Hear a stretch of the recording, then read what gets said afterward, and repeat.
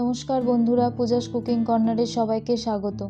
আমার আজকের রেসিপি আলু বেগুন দিয়ে পুঁটি মাছের ঝাল। খুবই কমন একটি রেসিপি, প্রায় প্রত্যেকের বাড়িতেই এটা হয়ে থাকে। আমি কিভাবে বানাই সেটাই আজ আপনাদের সাথে শেয়ার করে নেব। তো চলুন দেখে নেওয়া যাক আমার আজকের রেসিপি পুঁটি মাছের ঝাল। আলু বেগুন দিয়ে পুঁটি মাছের ঝাল বানানোর জন্য প্রথমেই গ্যাস অন করে কড়াই বসিয়ে দেব। এরপর কড়াইতে 2 থেকে 3 টেবিল চামচের মতো সাদা তেল দিয়ে দেব। তেলটা গরম হয়ে এলে আগের থেকে নুন হলুদ মাখিয়ে রাখা 150 গ্রামের মতন পুঁটি মাছ কড়াইয়ের মধ্যে দিয়ে দেব। এক পিঠটা ভালোভাবে ভাজা হয়ে গেলে উল্টে অন্য পিঠটাও ভালোভাবে ভেজে নেব।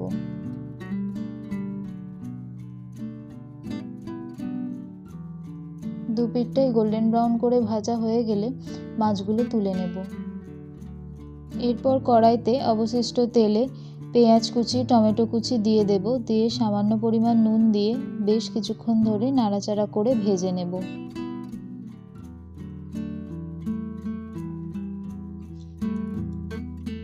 এরপর এর মধ্যে লম্বা লম্বা করে কেটে রাখা আলু ও বেগুনগুলো দিয়ে দেব।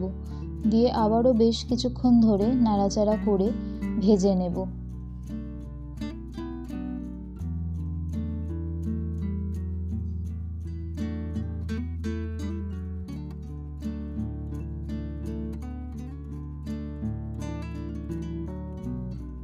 বেশ কিছুক্ষণ ধরে ভেজে নেওয়ার পর এর মধ্যে 1 চামচ হলুদ গুঁড়ো, 1 চামচ জিরে গুঁড়ো ও 1 চামচ লঙ্কার গুঁড়ো দিয়ে দেব।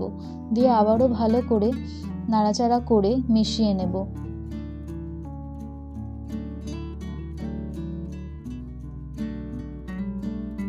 দিয়ে হাফ কাপের মতো গরম জল দিয়ে দেব।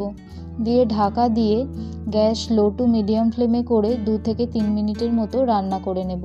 3 মিনিট পর ঢাকা খুলে দেখব যে আলু ও বেগুনটা প্রপার সিদ্ধ হয়ে গেছে।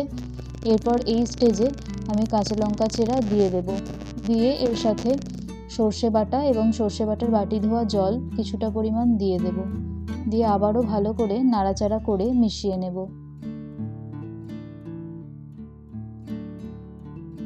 এরপর একবার ফুটে এলে আগের থেকে ভেজে রাখা পুঁটি মাছগুলো এর মধ্যে দিয়ে দেব। দিয়ে আবারও ভালো করে নাড়াচাড়া করে নেব। এরপর উপর থেকে 2 টেবিল চামচের মতো সরষের তেল ছড়িয়ে একবার ভালোভাবে মিশিয়ে নিয়ে গ্যাস অফ করে দিলেই রেডি হয়ে যাবে এই আলু বেগুন দিয়ে পুঁটি মাছের ঝাল, যা খেতে সত্যিই অনবদ্য হয়েছিল। অসংখ্য ধন্যবাদ ভিডিওটি দেখার জন্য। এরকম আরও ভালো ভালো নিত্য নতুন রেসিপি পেতে আমার ভিডিওটি লাইক করে চ্যানেলটি সাবস্ক্রাইব করে রাখুন।